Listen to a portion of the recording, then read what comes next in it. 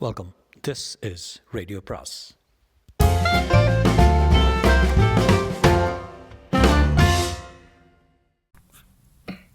அனைவருக்கும் அன்பு வணக்கம். ஜாவர் சீதாராமனின் உடல் பொருள் ஆனந்தி அத்தியாயம் 18. பிறகு என்னை பார்த்து, மிஸ்டர் திலீபன், மனோவசிய நிபுணர்களும் கவிகளைப் போலத்தான் பிறவியிலேயே அந்த காந்த சக்தி இருந்தால்தான் உண்டு, இல்லாவிட்டால் எவ்வளவு முயன்றாலும் ஒருவன் ஒரு அளவுக்கு தான் வெற்றி அடைய முடியும் என்றார். இப்படியே பேச்சு தொடர்ந்து ஹிப்னாட்டிசத்திலிருந்து ரஷ்ய சன்னியாசி ராஸ்புட்டின் வரையில் சென்றது.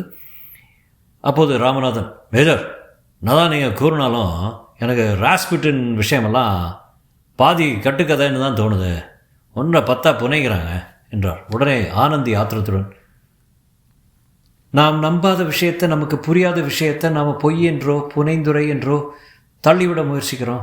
கிராமத்தில் வாழ்ந்த சாதாரண சன்னியாசி ராஸ்புட்டின் அதிக படிப்பில்லாதவன், சில வருஷங்கள் ரஷ்ய சாம்ராஜ்யத்தையே ஆட்டி வச்சான். ரஷ்யாவின் ஜார் மன்னன் குழந்தையின் தீராத நோயை போக்குனான். ஜார் மன்னனின் ராணியையே தன் கட்டளைக்கு கீழ்ப்படிய வைச்சான். மாஸ்கோ நகரமே அவனை நிமிர்ந்து பார்க்க நடுங்கிட்டு. இதெல்லாம் பொய் என்று சொல்ல முடியுமா? மனோதத்துவத்தையோ ஹிப்னாட்டிசத்தையோ முறையாக உணராத நிலையிலேயே ராஸ்புட்டின் இயற்கையினால் அளிக்கப்பட்டவனாகிய வசிய சக்தியால் இவ்வளவு சாதிக்க முடியாதென்றால் மனோசக்தியின் பலத்தை உணர்ந்த சித்தர்களால் எவ்வளவு சாதிக்க முடியும் என்று கேட்டான். உடனே நான், இந்த ஹிப்னாட்டிசத்தை பற்றி புத்தகங்கள் பல வருகின்றன, ஆனால் நடைமுறையில் யாராவது இதை நிரூபிக்க முடியுமா என்று கேட்டேன்.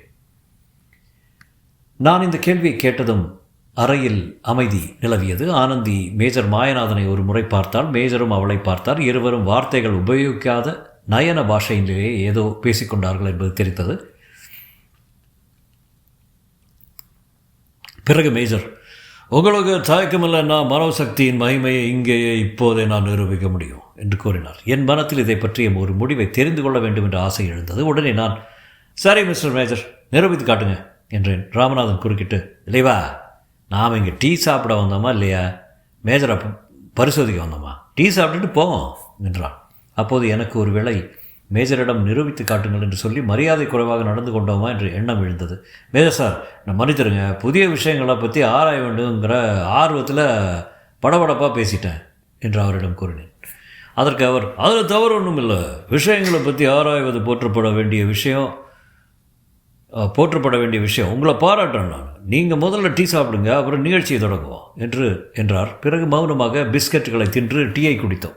ஆனந்தி எழுந்து உட்புறத்துக்கு சென்று விட்டால் நாங்கள் தேயிலை பானம் அருந்தி முடிக்கவும் சூரியன் மறையவும் சரியாக இருந்தது. அறை முழுவதும் மங்கலான வெளிச்சம் பரவியது. உடனே மேஜர் எழுந்து மின்சார விளக்கை போட்டார். விளக்கின் ஒளி பிரகாசமாக இல்லை, விடிவிளக்கு போன்ற மங்கலான விளக்குத்தான் போட்டார். அந்த அறையில் இருந்த பிரகாசம் ஆன மற்ற விளக்குகளை அவர் போடவில்லை. அவர் போட்ட விளக்கின் ஒளி அறை முழுவதையும் இரத்த சிவப்பாக காட்டியது. மற்ற பிரகாசமான விளக்குகளை எரிக்காமல் இந்த பயங்கரமான மங்கலான சிவப்பு விளக்கை மற்றும் ஏன் நேற்று நான் என்று சிந்தித்தேன். என் சிந்தனை புரிந்து கொண்டவர் போல என்னை பார்த்து, ஏன் சாதனைக்கு சிறந்த நிறம் சிவப்பு, செவ்வொளி தான் வாழ்க்கை துடிப்பை அதிகப்படுத்தும், ஆசைகளின் நிறமே சிவப்பு தான் என்று விளக்கிவிட்டு மீண்டும், மிஸ்டர் திலீபன், நாற்காலியை இப்படி நகர்த்தி போட்டுக்கொள்ளுங்க என்றார். நாற்காலியை நகர்த்தி போட்டுக்கொண்டு அமர்ந்தேன். என் பார்வை தற்செயலாக அந்த மல்லிகை அம்மாவின் படத்தின் மீது விழுந்தது. சிவப்பு ஒளியில் அந்த படம் விசேஷமாக உயிர் களையோடு விளங்கியது. அந்த படத்தில் உள்ள முகத்தின் கடைவாய் பகுதியில் ரத்தம் வழிவது போன்ற லேசான சிவப்பு கரை தெரிந்தது. அது என் மனத்தை என்னவோ செய்தது. நான் என் பார்வையை அந்த படத்திலிருந்து அப்புறப்படுத்தினேன். அதே நிமிஷத்தில் ஆனந்தி அறையில் நுழைந்தாள். அப்போது இருந்த மாறுபட்ட ஒளியில் ஆனந்தியின் உருவத்தின் அழகில் புரியாத ஒரு பயங்கரம் தோன்றியது. அவள் என் எதிரே போடப்பட்டிருந்த நாற்காலில் உட்கார்ந்தாள். அழகு என்று எழுதுகிறோம், அழகு என்று போற்றுகிறோம், ஆனால் அது பார்ப்பவன் மனநிலையை பொறுத்ததா, இல்லை சுற்றியுள்ள ஒளியை பொறுத்ததா, அல்லது உண்மையில் வர்ணிக்கப்படும் பொருளின் வடிவத்தை பொறுத்ததா? பார்ப்பவன், பார்வை, பார்க்கப்படும் பொருள், மூன்றுக்கும் இடையே உள்ள முக்கூட தொடர்புதான் அழகு என்பது என்று பகவத்கீதா வாக்கியத்தின் அடிப்படை உண்மையை அன்றுதான் உணர்ந்தேன். இப்போது என் முன்னால் உட்கார்ந்திருக்கும் ஆனந்தியின் உடலில் சாவின் வலிப்பு இல்லை. அவள் முகத்தில் வெண்மையும் குறைந்திருந்தது. அவள் இப்போதும் அழகாகத்தான் இருந்தாள். ஆனால் சிவப்பொழியின் சூழ்நிலையை தக்கபடி மாறி காண்பட்டாள். காணப்பட்டாள். இப்போது அவள் அழகு அச்சத்தை தந்தது. மேஜர் ராமநாதனை பார்த்து, ராமநாதன், உங்கள் சகோதரர் மிஸ்டர் திலீபனோ அல்லது நீங்களோ எங்கள் வீட்டு உட்புற அறையை பார்த்துருக்கீங்களா என்று கேட்டார். அதற்கு ராமநாதன், இல்லை, திலீப் இந்த ஊருக்கே புதியவன், நானும் உங்கள் வீட்டுக்கு இன்றைக்கி தான் வந்திருக்கேன் என்றான். மேஜர் எதிரே இருந்த பூட்டப்பட்ட அறையை காட்டி, ஆகையால் உங்களுக்கு அந்த அறையில் இருக்கும் பொருட்களை பற்றி தெரிய நியாயம் இல்லை அல்லவா என்று கேட்டார். அதற்கு ராமநாதன், உண்மை, எங்களுக்கு எப்படி தெரியும், நாங்கள் தான் அந்த அறைக்குள்ளேயே செல்லாதவர்களாயிட்டே என்றான். அதற்கு மேஜர், இப்போது உங்கள் சகோதரர் இந்த நாற்காலியில் உட்கார்ந்தபடியே அந்த அறையில் உள்ள பொருட்களை பற்றி சொன்னால் என்ன சொல்வீங்க என்று கேட்டார். அது எப்படி முடியும் என்று நான் கேட்டேன். உடனே மேஜர், நீங்கள் மட்டும் ஆனந்தியின் கண்களையே உற்று பார்த்தபடி இருங்க போதும் என்றார். நான் ஒரு முறை ஆனந்தியை கூச்சத்தோடு உற்று பார்த்துவிட்டு தயக்கத்தோடு மேஜர் பக்கம் திரும்பினேன். உடனே மேஜர், என்ன மிஸ்டர் திலீபன் யோசிக்கிறீங்க, நாம் 20ஆம் நூற்றாண்டில் வாழறோம், இது ஒரு பரிசோதனை, இதில் பண்புக்கு குறைபாடோ அல்லது தவறோ இல்லை என்றார். தன் மகளை உற்று பார்க்கும் படி ஒரு தந்தை வெட்கமில்லாமல் சொல்கிறாரே என்று என் மனம் திணறியது. ஆனால் அம்மாதிரி தயக்கம் ஆனந்திக்கு இருந்ததாகவே தெரியவில்லை. ராமநாதன் நாற்காலில் இருந்தபடியே இந்த ஏற்பாட்டை சற்றும் விரும்பவில்லை என்பதை பார்வையால் சொல்லாமல் சொன்னான். என் எதிரே உட்கார்ந்திருந்த ஆனந்தி என் குழப்பத்தை உணர்ந்து கொண்டாலோ என்னவோ. பரிசோதனை நீங்களே செய்யுங்கப்பா என்று மேஜரிடம் கூறினாள். இதை கேட்டது மேஜரின் முகம் கோபத்தால் சிவந்தது. ஆனந்தியை பார்த்து மேஜர், ஆனந்தி, இந்த பரிசோதனையில் நீ தான் முக்கியம் என்று சொல்லிவிட்டு அவளை மிரட்டுவது போல பார்த்தார். ஆனந்தி அப்படியே மருண்டு போய் நின்றாள். அவர்கள் இருவருடைய தந்தை மகள் என்ற பரிவு இருப்பதாக தெரியவில்லை. எஜமான் பணியாள் என்ற கண்டிப்பு தான் துரித்தது. ஆனந்தி என்னை நோக்கி திரும்பினாள். என்னிடம், என் கண்ணை பாருங்க என்றாள். நான் அவள் கண்களையே பார்த்தேன். என்னை கண்களில் விட்டது போல எரிந்தன என் கண்கள். அப்படியே கண்களை மூடினேன். ஆனந்தி, இப்போது கண்களை மூடாதீங்க, அப்படியே விரைத்து பாருங்க என்றாள். என் கண்களை மறுபடி திறந்து பார்த்தேன். அறையின் சிவப்பொளி, ஆனந்தியின் முகம் இவையெல்லாம் மறைய ஆரம்பித்தன. நான் பார்த்த ஆனந்தியின் கண்கள் மெல்ல மெல்ல பெரிதாகுவது போல் தோன்றியது. பெரிதாகி பெரிதாகி அந்த கண்கள் ராட்சச பரிமாணத்துக்கு பெரிதாக அந்த அறை பூராவும் நிறைவது போல உணர்ந்தேன். என் பாதத்திலிருந்து உடல் உணர்ச்சிகள் குறைய ஆரம்பித்தன. பிறகு முழங்கால் உணர்ச்சியை இழந்தது. பிறகு கை உணர்ச்சியை இழந்தது. இதய துடிப்போடு வீடு முழுவதும் நிறைந்த கண்களை பார்த்தபடியே இருந்தேன். அடுத்தபடி உடல் உணர்வும் போய்விட்டது. உடல் உணர்வு போன பின்னும் நான் என்ற உணர்வு மட்டும் மிஞ்சி நான் காற்றில் மிதப்பது போல எனக்கு தோன்றியது. அந்த நான் என்ற உணர்வு மிதந்து மிதந்து கண்களை நோக்கி நகர்வது போல தோன்றியது. நான் என்ற உணர்வோடு நான் ஏதோ ஒன்றை அடைந்தேன். அடுத்த வினாடி இதுவரை என் முன் நின்ற அந்த கருவிழிகள் மறைந்தன. என் முன்னால் அந்த பூட்டப்பட்ட அறையில் உட்புறம்தான் இருந்தது. உடல் உணர்வு இழந்துவிட்ட நான் பார்வை உணர்ச்சியோடு மட்டும் இருந்தேன். அது மட்டுமல்ல, நான் பார்த்த பொருள்கள் அட்டவணை எடுப்பவன் போல் ஒவ்வொன்றாக என் பார்வை குறித்தது. என் பார்வை பொருட்களை குறித்தது மட்டுமல்ல, ஒவ்வொரு பொருளையும் பெயர் சொல்லி நான் என்ற உணர்ச்சி உச்சரித்தது. என் குரல் எங்கோ கிணற்றில் அடியிலிருந்து என்னை நோக்கி வருவது போல எனக்கு தோன்றியது. என் பார்வை உணர்ச்சியில் பட்டது. சிவப்பு கூடை, அதன் பெயரை சொல்லிக்கொண்டே பிறகு அந்த அறையில் மரக்கட்டில் இருந்தது. அதில் சில வேலைப்பாடுகள் செய்யப்பட்டிருந்தன. அதன் பெயரை குரல் உச்சரித்தது. அந்த அறையில் அடுத்தபடி ஒரு வீணை இருந்தது. அந்த வீணையின் தந்திகள் மனித நரம்பை போல தெரிந்தன. அவை சாதாரண தந்தி அல்ல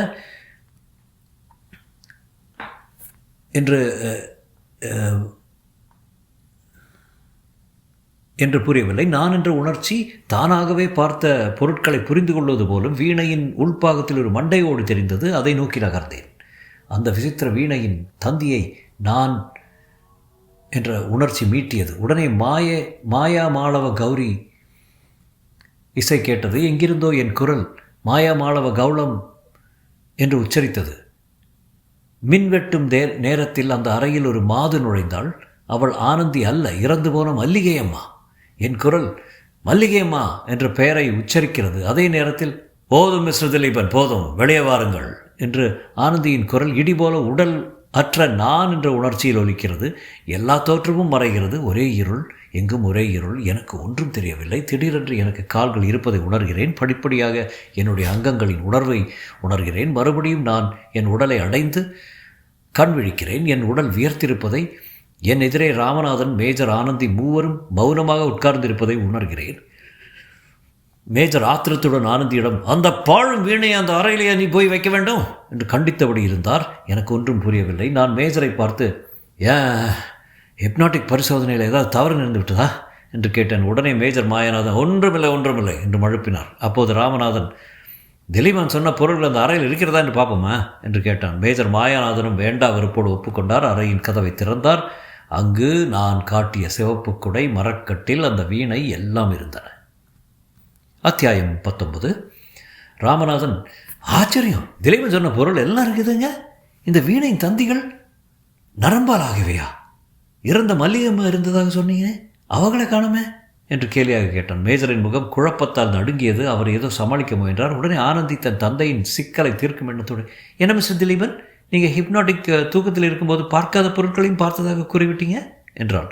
உடனே நான், இல்லை ஆனந்தி, வெளியே படத்தில் இருக்கிற மல்லிகை மாலை இங்கே பார்த்தேன் என்று திட்டமாக அடித்து கூறினேன். தந்தையும் மகளும் என்னை ஆச்சரியத்தோடு பார்த்தபடி நின்றனர். மேஜர் என்னை பார்த்து, மிஸ்டர் திலீபன், நீங்கள் ஒரு ஸ்பெஷல் கேஸ். பொதுவாக ஹிப்னாட்டிக் தூக்கத்தில் பார்த்து விழித்தவுடன் யாருக்குமே பார்த்த விஷயங்கள் நினைவராது. ஆனால் உங்களுக்கு பார்த்தவையெல்லாம் நினைவிருக்கிறது என்று சொல்கிறீங்க. இறந்த மல்லிகை அம்மாள் இந்த அறையில் பார்த்ததாகவும் சொல்கிறீங்க. எனக்கு ஒன்றுமே புரியல என்றார். நான் உடனே மேஜரிடம், ஒருவேளை ஹிப்னாட்டிக் தூக்கத்தில் நான் பார்த்ததை மறுக்கு முன்பு ஆனந்தி எனக்கு விழுப்பு கொடுத்து விட்டாலோ என்று கேட்டேன். மேஜர், ஒருவேளை அப்படியே இருக்கலாம் என்று வேதனையோடு தான் சொன்னதையே திரும்ப சொன்னார். இந்த பரிசோதனையில் அவர் எதிர்பாராத ஒன்று நிகழ்ந்து விட்டது. அதை குறித்து அவர் கலங்கி இருக்கிறார் என்று நன்றாக தெரிந்தது. ஏன் இந்த பரிசோதனை வைத்தோம் என்று நினைத்து இந்த நிலைக்கு வந்துவிட்டார் என்று தெரிந்து, ஒருவேளை அந்த அறை அந்த வீணை இருந்ததை மேஜர் எதிர்பார்க்கவில்லையோ? அந்த வீணை மர்மம்தான் என்ன? அன்றிரவு சாப்பிட்டு படுத்ததும் எனக்கே தூக்கமே பிடிக்கவில்லை. பாதி தூக்கத்தில் அந்த வீணையின் நாதம் கேட்டு விழித்து கொண்டேன். தண்ணீரில் குழாய் வைத்து காற்றை ஊதினால் சவ் வவ் என்று நீர்க்குமிழிகள் தோன்றுவது போன்ற சப்தம் கேட்டது. சுற்றுமுற்றும் பார்த்தேன். சப்தம் படுக்கை அடியிலிருந்து வந்தது. சவ் சப்தத்தில் யாரோ பேச முயல்வது போல தெரிந்தது. படுக்கை அடியில் யாரும் இல்லை. வெறும் தரையிலிருந்து சப்தம் வந்தது. அதே சவ் குரலில் ஒரு கிழவினோ பேசுவது போல, என்ன காவிரி கரைக்கு அழைச்சிட்டு போடா கண்ணு என்ற அர்த்தம் தொனிக்கும்படியாக சவ் என்று பேச்சு கேட்டது. உடனே படுக்கை அடியே டார்ச் அடித்தேன். வெண்மையான நூல் போல் ஒன்று கிடந்தது. சப்தமும் நின்றுவிட்டது. தரையில் கிடந்த நூலை எடுத்து பார்த்தேன். அது நூல் இல்லை, நரம்பு. அந்த விசித்திர வீணையின் தந்தி நரம்பு. தேளை தொட்ட பீதியோடு அதை வீசி எறிந்தபடி நான் வீறிட்டு அலறினேன். எனது கூச்சலில் ராமநாதன் விழித்தெழுந்தான். அவன் என்னை ஆச்சரியத்துடன் பார்த்தபடி, என்ன தெளிவா, என்ன நடந்தது என்று கேட்டான். என் நாக்கு பீதியில் குடறியது. நரம்பு என்று திரும்ப சொன்னேன். ராமநாதன் தூக்க கலக்கத்தால் ஏற்பட்ட கடுப்புடன், நான் வளர்றேன், நரம்பா, என்ன நரம்பு என்று சலித்து கொண்டான். மேஜர் மாயநாதன் வீட்டில் பூட்டப்பட்ட அறையில் பார்த்தோமே, அந்த விசித்திர வீணையில் நரம்பு. அந்த நரம்பு பேசுது அம்மா, அண்ணா, சலபலான்னு பேசுது அண்ணா. என்னை காவேரிக்கு அழைச்சிட்டு போடா கண்ணு போன்னு சொல்லுகிறது என்று உளறியபடி சொன்னான். ராமநாதன் என்னை ஒரு வினாடி விரைத்து பார்த்தான்.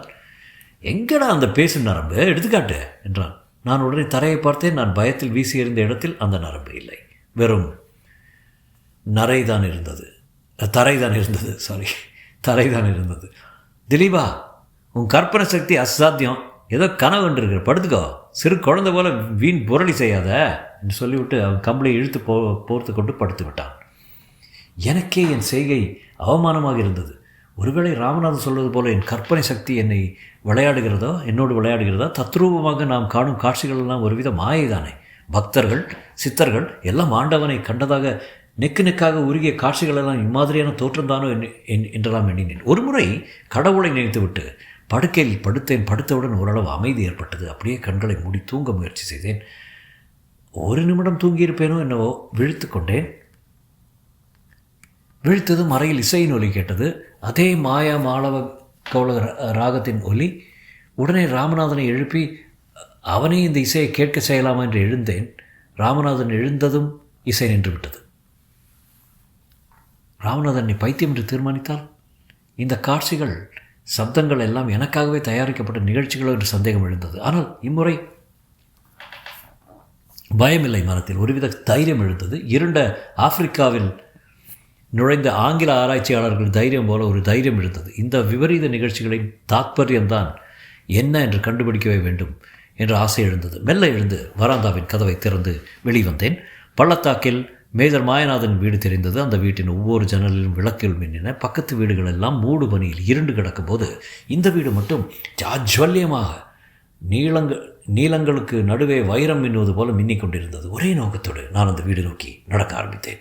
மாயமாளவ கௌல ராகத்தின் ஒலி இன்னும் கம்பீரமாக ஒலித்தது. என் நடையில் ஒருவித புதுமையை கவனித்தேன். என் கால்கள் தான் நடந்தன, நான் தான் நடந்தேன். இருந்தாலும் ஏதோ கயிறு ஒன்றால் கட்டப்பட்டு இழுப்பது போல என் மனத்தில் பட்டது. நடந்து கொண்டிருந்தவன் திடீரென்று நின்றேன். ஒரு வினாடிக்குத்தான் நின்றிருப்பேன். உடனே குனிந்து என் கால்களை பார்த்தேன். அவைகள் தானே நடக்க முயல்வது போல துடித்தன. அதே வினாடி அந்த வீட்டிலிருந்து வாய்ப்பாட்டில் ஒலி கேட்டது. தேனில் தித்திக்கும் சர்க்கரை போல, வானில் மறைந்த மழைத்துளி போல, உனக்குள்ளே நான் என்று பெண் குரல் பாட்டு கேட்டது. அது ஆனந்தியின் குரலாய்த்தான் இருக்க வேண்டும் என்று தீர்மானித்தோம். மறுபடியும் மல்லிகை தோட்டத்தை நோக்கி நடக்க ஆரம்பித்தேன். மல்லிகை தோட்டத்தின் காம்பவுண்ட் சுவர் அடுத்த வாசலுக்கு வந்ததும் நின்றேன். நான் வந்து நிற்கவும் அந்த வீட்டு விளக்குகள் எல்லாம் அணையவும் சரியாக இருந்தது. விளக்குகள் அணைந்தனவே அல்லாமல் இசை நிற்கவில்லை. இசை மட்டும் தொடர்ந்து ஒலித்து கொண்டே இருந்தது. அத்தோடு மல்லிகை மனமும் வீசிக்கொண்டே இருந்தது. நான் மெல்ல அடிமேல் அடி வைத்து அந்த வீட்டு முன்வாசல் கதவு நோக்கி நடந்தேன். கதவருகில் வந்ததும் கதவை இருமுறை தட்டினேன். பதிலில்லை. ஆனால் உள்ளிருந்து வந்த இசை மட்டும் நின்றுவிட்டது. மறுபடியும் டக் டக் டக் என்று கதவை தட்டினேன். பதிலில்லை. நிசப்தம் தான் நிலவியது. உடனே தைரியத்தை வரவழைத்துக் கொண்டு மேஜர் மாயநாதன் என்று இருமுறை கூப்பிட்டேன். அப்போதும் பதிலில்லை. தற்செயலாக என் பார்வை கதவின் மேல் விழுந்தது. என்ன ஆச்சரியம்! கதவு பூட்டியிருந்தது. இது நேரம் வரை பூட்டிய வீட்டை தட்டி கொண்டிருக்கிறேன். ஒருவேளை வீடு மாறி வந்து விட்டோம் என்று சுற்றி பார்த்தேன். மேஜர் மாயநாதன் வீட்டு வராந்தாவில் தான் நான் நின்று கொண்டிருந்தேன். வெளிப்புறம் பூட்டப்பட்ட வீட்டிலிருந்து யார் பாடியிருக்க முடியும்? என்னுடைய அசட்டு தைரியம் குறைந்து என் மனத்தில் கிளி பற்றிக்கொள்ள ஆரம்பித்தது. நான் அந்த இடத்தை விட்டு நான் தங்கியிருக்கும் பங்களா நோக்கி ஓட ஆரம்பித்தேன். ஓடிக்கொண்டே இருந்தும் பங்களா வரவில்லை. சுற்றிலும் ஓங்கி வளர்ந்த யூக்கலிப்டஸ் மரங்கள் தான் வந்தன. மூச்சு இறைக்க நின்றேன். என்னை சுற்றிலும் திருடர் கூட்டம் போல கருத்த யூக்கலிப்டஸ் மரங்கள் தான் நின்றன. மறுபடியும் ஓடினேன். எங்கு ஓடினேன், எதை தேடி ஓடினேன் என்று எனக்கே தெரியாது. என்னை விட்டே ஓடிக்கொண்டிருந்தேனா அதுக்கு எனக்கு தெரியாது. ஓடிக்கொண்டே இருக்க இதற்கு என் எதிரே ஒரு பிரம்மாண்டமான பள்ளம், 1000 அடி ஆழமுள்ள பள்ளம் என்னை விழுங்க காத்திருந்தது. ஓட்டத்தின் வேகத்தில் என் கால்களை நிறுத்த முடியவில்லை. அடுத்த வினாடியில் நான் குப்புற மலை சிகரத்திலிருந்து விழுந்திருப்பேன். என் உடல் 1000 முண்டமாக போயிருக்கும்.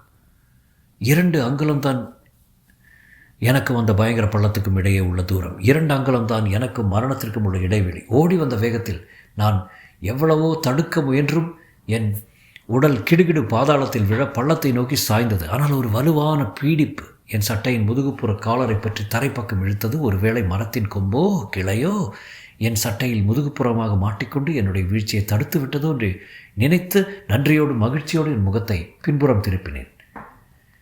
அங்கு மரமில்லை. சட்டை காலரை பற்றியபடி ஆனந்தி நின்றாள். நில ஒளியில் புன்முறுவல் செய்தபடி ஆனந்தி நின்றாள். ஆனந்தி திடீரென்று இங்கே எப்படி வந்து முளைத்தாள்? திடீரென்று காற்றிலிருந்து உருவெடுத்தாளா? வீட்டுக் கதவை தட்டிய போது குரல் கொடுக்காதவள் இங்கே எப்படி வந்தாள்? பூட்டிய கதவை திறந்து கொண்டு இங்கே எப்படி வந்தாள்? என்னை ஏன் காப்பாற்றினாள்? ஆனந்தி, நீயா என்றேன். ஆமாம், நான் தான். ஏன் இப்படி தலைதறிக்க ஓடினீங்க? நான் மட்டும் பின்னால் ஓடி வந்து உங்கள் சட்டையை பற்றி இழுக்காவிட்டால் நீங்கள் பள்ளத்தில் விழுந்திருப்பீங்க மிஸ்டர் திலீபன் என்றாள். ஓ, உங்கள் வீட்டு கதவை தட்டினேன். மேஜர் மாயநாதன் 2 முறை கூப்பிட்டேன். அப்புறம் உங்கள் வீட்டு கதவு வெளிப்புறம் பூட்டியிருப்பதை உணர்ந்தேன் என்றேன். ஆனந்தி ஆச்சரியம் அடைந்தவளாக, எங்கள் வீட்டு கதவு பூட்டியிருந்ததா? இல்லையே, நான் என் வீட்டில் இருந்து தானே வர்றேன். நீங்கள் அப்பாவின் பேரை கூப்பிடுவதை கேட்டு எழுந்து வந்து கதவை திறந்தேன். நீங்கள் வராந்தாவிலிருந்து ஓடுவதை பார்த்தேன். உடனே உங்களை பின்தொடர்ந்தேன். நல்லவேளை நீங்கள் விழுவதற்கு முன்னால் உங்களை வந்து பிடித்து நிறுத்தினேன் என்றாள். எனக்கு ஒன்றும் புரியவில்லை. பூட்டை என் கண்ணால் பார்த்தனே என்றேன். ஆனந்தி உடனே கடகடவென்று சிரித்தாள். மிஸ்டர் திலீபன், அந்த பூட்டை எப்போதும் பேட்லாக்கில் பூட்டி வச்சிருக்கப்பட்டிருக்கோம். நீங்கள் சரியாக பார்த்துருக்கேன். அதனால் வீடு பூட்டப்படலை. தாழ்பால் கொக்கியில் பூட்டு தொங்குகிறது என்று தெரிந்திருக்கோம் என்றாள். உங்கள் அப்பா வீட்டில் இல்லையா என்று கேட்டேன். அப்பா குன்னூர் போயிருக்காரு, காலையில் தான் வருவார் என்றாள். அப்போது உங்கள் வீட்டிலிருந்து கேட்ட மாயமாளவ கௌல ராக பாட்டு? இந்த கேள்வியை கேட்டதும் ஆனந்தியின் முகம் மாறியது. ஒருவித கலக்கம் ஏற்பட்டது. தொடரும்.